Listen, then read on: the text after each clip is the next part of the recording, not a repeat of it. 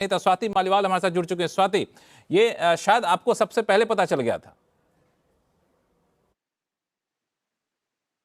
जी, मेरा ये मानना है कि अहंकार और घमंड किसी का भी ना बहुत दिन तक नहीं चलता। यहाँ तक ये हाल है कि रावण तक का घमंड चूर-चूर हो गया था, तो अरविंद केजरीवाल जी क्या चीज़ हैं? इतिहास गवाह है कि जब-जब किसी महिला के ऊपर वार करा गया है, तब-तब भगवान ने ऐसे लोगों को दंड दिया है। और आज मुझे ये लगता है कि दिल्ली की जनता ये सब देख रही थी, वो बहुत गुस्से में है, सड़कें टूटी पड़ी हैं, आप पानी देख लीजिए, लोगों के घर में या तो पानी आ नहीं रहा है या काला, गंदा, बदबूदार, सड़ा हुआ पानी आ रहा है, नालियाँ ओवरफ्लो कर रही हैं, कूड़े के ढेर पड़े हैं और अरविंद केजरीवाल जी अपने शीश महल में छुप के बैठे थे। तो अगर ऐसा होगा, तो लोगों में गुस्सा आएगा और उस गुस्से का ही नतीजा ये है कि आज अरविंद केजरीवाल जी अपनी खुद की सीट नहीं बचा पाए। बिल्कुल, यहाँ पे स्वाति मैं एक सवाल और पूछूं, संक्षिप्त में जवाब दीजिएगा कि ये परिवर्तन आखिर हुआ कब? क्योंकि आमतौर पे अरविंद केजरीवाल आम लोगों के मसीहा माने जाते थे, ईमानदार छवि के माने जाते थे। आप काफी क्लोजली जुड़ी रही, ये परिवर्तन कब हुआ और जो इस नतीजे तक पहुंचा पाया? जी, मुझे लगता है कि धीरे-धीरे करके जैसे ही पैसा और पावर आया, तो काफ़ी चीज़ें बदलीं। लेकिन जब पंजाब की सरकार बनी, जब हम पंजाब में सरकार में आए, उसके बाद से तो अरविंद केजरीवाल जी का घमंड, उनकी अहंकार, उनका गुस्सा, उनकी बदतमीज़ी एक तरीके से मैं बोलना चाहूँगी, बहुत ही ज़्यादा बढ़ गई है। मतलब उनको इतना गुस्सा आता है कि जिस दिन अब उन्हें इस गुस्सा नतीजे के बाद स्वाति ये भी एक सवाल उठता है कि अब यहां से पंजाब सरकार की रूपरेखा क्या होगी, उस पर आगे चर्चा करूंगा शो में। साधना भारती हमारे साथ है, कांग्रेस की प्रवक्ता। साधना, ये दिल्ली विधानसभा चुनाव, मैं ये मान के चल रहा था कि कांग्रेस सरकार बनाने के लिए भले ही ना लड़ रही हो, लेकिन कम से कम ज्यादा से ज्यादा वोट शेयर ले पाए, इसमें अगर कामयाब होगी तो एक अच्छी शुरुआत कांग्रेस के लिए कही जाएगी अपने कार्यकर्ताओं के मनोबल को बढ़ाए रखने के लिए।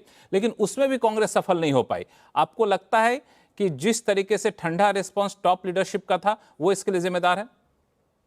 देखिए, सबसे पहले तो जिन्हें जनता ने मैंडेट दिया है, उन्हें हार्दिक बधाई देती हूँ और उम्मीद करते हैं कि जिन वादों के साथ उन्होंने चुनाव लड़ा, उन वादों को परिपूर्ण करने का वो काम करेंगे।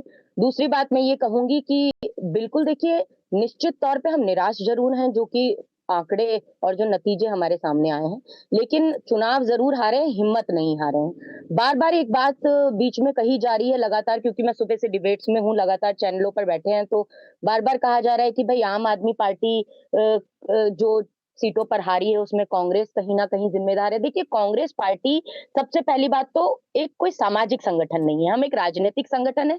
हम बहुत पुरानी, सबसे पुरानी पार्टी हैं। हमने दिल्ली में भी सरकारें चलाई हैं, केंद्र में भी सरकारें चलाई हैं, अन्य राज्यों में भी चलाई हैं। तो ऐसा नहीं है कि हम किसी और पार्टी को जिताने के लिए चुनाव लड़ेंगे। भई हम अपने तरीके से चुनाव लड़े, क्योंकि हमारा कोई गठबंधन चुनाव से पूर्व नहीं हुआ था। हरियाणा चुनाव में हमने ये ऑफर किया था आम आदमी पार्टी को कि आप 5 सीटें लीजिए और चुनाव साथ में लड़िए।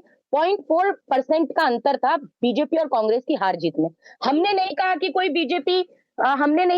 बीजेपी की बी टीम बनकर सामने आया है। हमने किसी तरह का आरोप-प्रत्यारोप नहीं लगाया। तो फिर अब ये बात क्यों निकल कर सामने आ रही है? देखिए, कांग्रेस पार्टी ने दमखम से चुनाव लड़ा और इसमें किसी एक के ऊपर ना हार का ठीकरा हम फोड़ सकते हैं।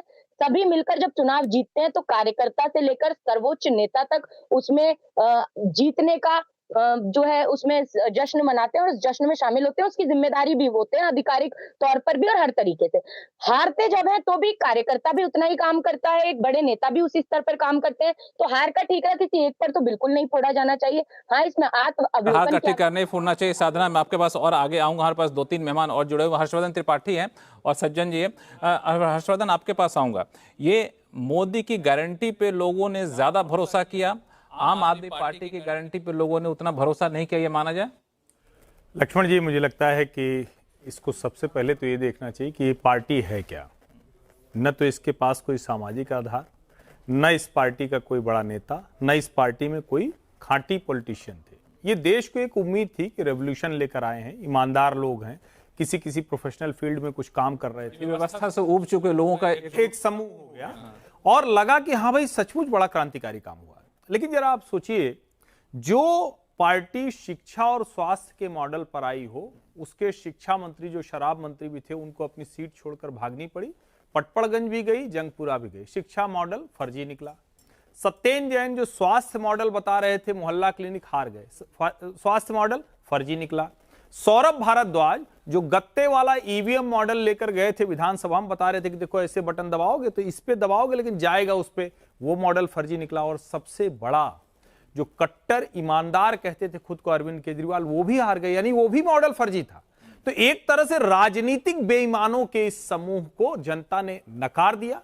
नरेंद्र मोदी जैसा व्यक्तित्व था जिसके अपने जीवन की शुचिता, अपने जीवन की ईमानदारी, अपने जीवन में अपने परिवार को बढ़ावा न देना। सोचिए, सुनीता केजरीवाल को नंबर 2 बना दिया था हायरार्की में। आप सोचिए, जब चुनाव प्रचारकों की सितारा प्रचारकों की सूची निकली तो ये हो गया। और कांग्रेस के लिए तो पता नहीं, मैं तो समझ नहीं पा रहा हूं। अभी मैं सुन रहा था तो हमारे यहाँ अवध में कहा जाता है कि भैया घर चुवत रहे दम बना रहे, तो यही दम बना रहे घर चुवत रहे का हाल है। जब दिल्ली का चुनाव था तो राहुल गांधी महाराष्ट्र चुनाव कैसे हारे उसकी प्रेस कॉन्फ्रेंस कर रहे थे। इतनी डिफोकस्ड, इतनी लीडरशिप से, जिसको कहें कि नेतृत्व विहीन पार्टी, वो क्या करेगी जिसको पता ही नहीं। संदीप दीक्षित लड़ते, अलका लांबा लड़ती, कोई और लड़ता, लड़ कैसे लेता। भैया राजनीतिक पार्टी हमेशा काम करती है, एनजीओ की तरह व्यवहार करिएगा और कहिएगा कि हम राजनीतिक पार्टी हैं तो ये चलता नहीं। जनता ने क्रेडिट देखी, साख देखी, उसी पर वोट किया। बिल्कुल, जनता ने क्रेडिट देखी, साख देखी, उसी पे वोट दिया। सज्जन, आपको क्या लगता है कौन सा फैक्टर सबसे ज्यादा हावी रहा? क्योंकि मैंने देखा यहाँ पे भ्रष्टाचार का मुद्दा भी उतना ही जोर से उठाया, यमुना प्रदूषण का मुद्दा उतना ही जोर से उठा, महिलाओं को सम्मान देने का मुद्दा भी गारंटी उतनी ही जोर से उठी। कौन सा फैक्टर यहाँ पे सबसे ज्यादा काम आया?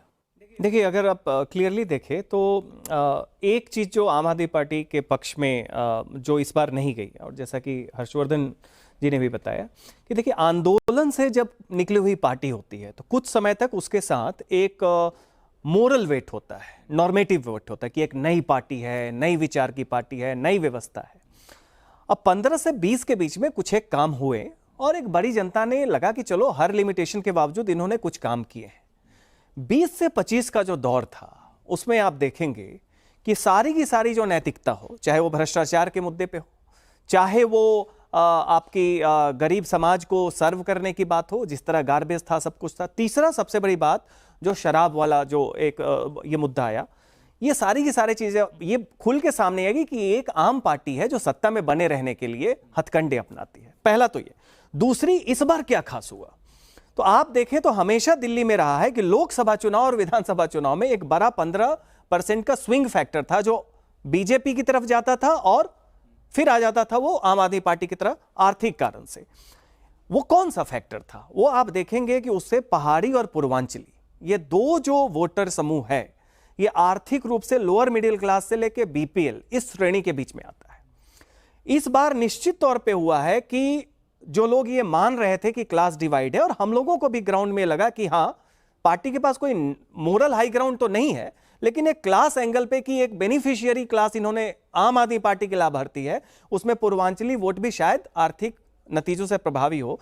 यह दिख रहा है कि पूर्वांचली और पहाड़ी वोटर का भी एक हिस्सा इस बार, चूंकि प्रधानमंत्री स्वयं इस बात की गारंटी दे रहे थे, उस पे लोगों ने ज्यादा भरोसा इसलिए किया क्योंकि बाकी जगह ये डिलीवर हो रहा है। तो ये बहुत बड़ा मैसेज है कि बीजेपी था और पंजाब जैसे राज्यों में डिलीवर नहीं हो पा रहा। नहीं हो रहा था। आपने घोषणा की 2100, अब किसी भी कारण से आप एक भी किस्त नहीं दिया। महाराष्ट्र में किस्त दिया गया चुनाव के पहले, मध्य प्रदेश में दिया गया। ये क्या दिखाता है कि बीजेपी का, जिसे हम सबल्टर्न वोट कहते हैं, वो जाति के आधार पे हो, समाज के आधार पे हो या आर्थिक क्लास के आधार पे हो, बीजेपी का भरोसा और आउटरीच और लैंडस्केप पर है। दिल्ली में ये गरीब वोटर 1998 से और पूरी 21वीं सदी में अभी तक बीजेपी को सत्ता से दूर रखा था।